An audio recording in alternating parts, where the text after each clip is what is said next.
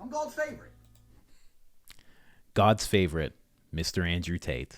So you guys know what it is. This is Coach Colin podcast, where I pull out the gems from the things that I find online. It's usually podcasts, but not today. No, not today. We got a special Christmas present from Mr. Andrew Tate. 12 minutes of him straight up berating all of us, telling us that we're everything from average, mundane, peons, and he is everything from extraordinary. He has divine power. He's amazingly successful, and I'm God's favorite. And he's God's favorite. There you go. I have no idea what made him do this.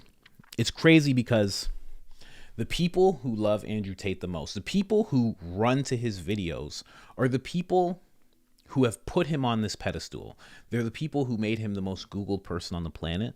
They're the people who watch him when he's on podcasts and repost it on every single platform they can. They're the people who pay for Hustlers University. They're the people who pay for his war room. They're the people who absolutely love, adore, and look up to him. So for him to think that on Christmas, the best thing for him to do, especially because a lot of those guys are single, they're alone a lot. I'm not going to say incels. They're not incels, but they're alone a lot. And on Christmas, they probably don't have anybody. Not all of them, but many of them. And your message to them on that day, that's pretty hard for some people, is that you're God's favorite and they are absolutely nothing. I don't really get it, but that's just what he chose to do. I can't say that it's gotten to his head because it's like he never said that he cared for any of these people. He doesn't exactly cry about the plights of men like Jordan Peterson does.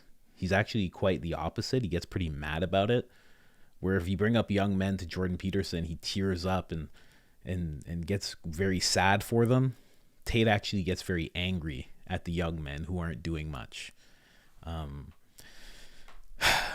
Yeah, I don't know. It was just a crazy video that I stumbled upon, and I watched it for like 6 minutes, and I was like, is this a joke? Like, is he joking? But it just goes on. Like the first minute I was like, oh, this is a funny joke, and it's going to stop, and he's going to like say some kind of, uplifting message. And then it was like another 2 minutes, and then it was like another 3 minutes. And I'm like, this is just real. This has been going on for 6 minutes now. And then it's right to the end. And the end is just like a closer, just a real closer of how terrible we all are. A message about how they'll speak about the kings of the old, but not peons like you and I. Pretty wild.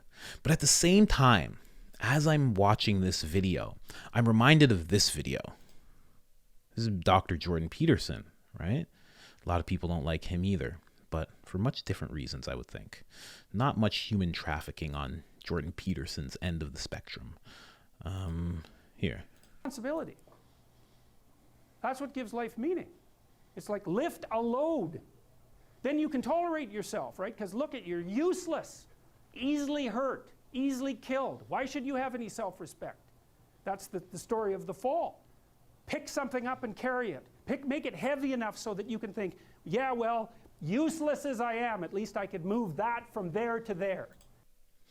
See, like, very similar message. It's like he's telling these young men, he's almost like talking about the mindset of like a young man, of like how useless they are, how useless they feel, how useless they've been made to feel.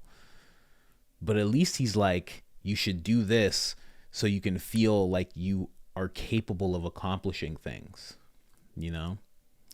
I know anybody who's like a fan of Jordan Peterson might be like thinking like, how could you even compare the two people? But if you listen to a lot of their lessons, they really, I should say Andrew Tate's rants and Jordan Peterson's lessons, if you listen to them, there are a lot of correlations. It's almost like Andrew Tate is what Jordan Peterson becomes when Jordan Peterson looks at a full moon. Like he looks at the full moon and he's just pondering all sorts of amazing thoughts, and then all of a sudden he rubs his head and he notices that his hair is falling out, and he's like, why is my hair falling out? And then all of a sudden his eyes start to hurt, and he's like, oh, my eyes. And he removes his eyes, and sunglasses start to grow out of them, and then his shirt unbuttons a bunch, and he starts to smell like cheap cologne, and he's just like, what? And all of a sudden a tattoo forms on his chest, and he's just like, Top G. And then he just gallivants. He just starts running. And you think he's going to jump into the water, and he jumps. And all of a sudden there's a yacht, and he just lands on a yacht. And Tristan's just there with a drink and a cigar, and he goes, here you go. And he just goes, Top G. And just starts making out with two chicks. Just starts making out with them. You know? I don't know, man. It just, I just wanted to give you guys that Christmas present, you know? Just in case you didn't get anything really that good, you know? You got an Andrew. Look at him. He's just like, here, I'll give it to you one more time. I'm God's favorite. It's God's favorite. So I know you're looking at. You want a little bit of this? I'll give you I'll pick a random spot. Here. Watch the Bitcoin price, praying for it to go to. I don't know what you guys even need to get to go to be rich. You don't even have a Bitcoin, so we need to go to fucking 100 million for your fraction to be worth something. Losers. And you've achieved nothing. You know that the world's getting locked down. You know that global enslavement's coming. You've not even managed to get a second passport. You haven't joined the war room and got a second passport. You haven't had endless women birth your sons. You have progeny. You haven't built a bloodline. You've done nothing. You call your year successful because you've managed to eat and pay your rent the whole way through. Congratulations. And on top of all of it, something which is effectively free to do, that we just discussed, like go to the gym a little bit and not look like fucking human garbage, you've once again failed at. But I don't want you to ever give up. I want you to truly, truly believe in yourself. And I hope that next year things are different. I hope next year... It's nice. That your brutally mundane existence is blessed with blossoms of excitement. I hope you get to live with some adrenaline. I hope you get to be spontaneous. I hope beautiful women actually want to talk to you. I hope you tell your boss to get fucked. I hope you get to live the life I get to live every single day. For even a week of the 52. Just 1 week to see how gorgeous life is from outside the matrix. I really hope you get to do that. The odds are you won't, of course. Everyone around you is slave-minded. So of course you're a product of your environment. Think about the people you're having Christmas dinner with. Do you want to be any of them? Fuck no! You don't want to be any of them people. They're all fucking losers. It took a kind of a bright turn, and then it kind of went back, and he just called your mom a loser. It's okay. You know, your mom's your mom. Don't worry about it. But yeah, this is a wild video, man. Kings, just put in Andrew Tate Merry Christmas, and this will come up, and you can watch it. I'm definitely not going to play any more of it. I think it's absolutely ridiculous to make a message like this. If I ever have half of the following that he does, I would definitely try and infuse people with self-esteem and methods of goal setting and methods of habit formation and things that they can do to improve themselves. And don't just tell them to go to the gym, but you can suggest a program. You can do so many things instead of just berating people. And don't get me wrong, some people respond to this. It works for some people, just like fat shaming. Fat shaming works for some people, like it worked for me. I was 350 pounds at one point, and my brother Nigel, he would grab my tits, and he'd squeeze them, and that made me very upset. And then I lost weight, and yeah, it worked, but it also, it messes with people. Certain people break under that kind of thing, like there's definitely a guy who's 16 who loves Tate and was like, oh, Christmas message, and listened to this and walked away disliking his family, disliking his life, disliking his situation, disliking himself. And that's good if it causes a dramatic positive change in his life. But what if it doesn't? See, I'm a high performance coach, and I have a coach, And one thing that my coach always says in terms of people's comfort zone, he says it's irresponsible to take someone completely out of their comfort zone. It's irresponsible for us to do that as people, as YouTubers, as influencers, as coaches. It's irresponsible just to push somebody completely out of their comfort zone. What you should actually do is show them the edge of their comfort zone and show them just like off the edge of it what's possible, and like allow them to inch over it. Because as they do that comfortably, they can get, like, let's say the comfort zone's here, and they can get comfortable just outside the comfort zone. They can get comfortable just outside the comfort zone. They can get, you know what I mean? Instead of just pushing them out completely. Because the thing about it is, with this video, he's not reeling you back in.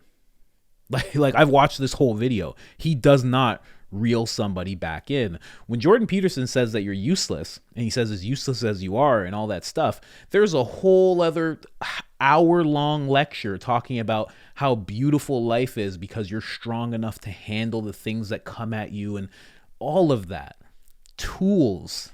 Like, he pulls you back in to where, not just to where you're comfortable, but where you're confident. Right? Because if you confuse somebody with enough confidence, they can just walk out their comfort zone easily. Maybe not all the way out, but little by little, every single day, just outside your comfort zone, doing something that makes you uncomfortable every day. But in this video, there's no reeling back. There's no tools given, nothing. And I get it. Like, nobody, not him, not his brother, nobody has ever said that Tate's a nice guy. No post, no clip that you've ever seen. There's none of him saying, I'm a good guy, I'm a great guy, and I can help people. He's never saying that. He's always saying life's hard and your value as a man is, completely zero until you give it value, until you make yourself valuable. He always says stuff like that. So I don't expect anything more, but I just thought this was like a brutal video to make, man. So I just wanted to just touch on it, It's like him, Kanye West, like, just these guys, they're good, and then they just go like a little bit too much. And then you're just like, I can't, how am I supposed to defend you? I can't defend you now because you're doing all this stuff. Merry Christmas, happy holidays, and I hope today has been absolutely amazing for you. I hope that you spent time with your family. If you couldn't actually spend time with them, I hope that you at least got to see them. Or at least got to message them, or somebody messaged you. And if nobody messaged you, consider this your message from somebody. Happy holidays. Merry Christmas. I wish you many blessings. I wish you much success in life. And I wish you enough healing to get past whatever it is that you're working on right now. All right, I'm out. Peace.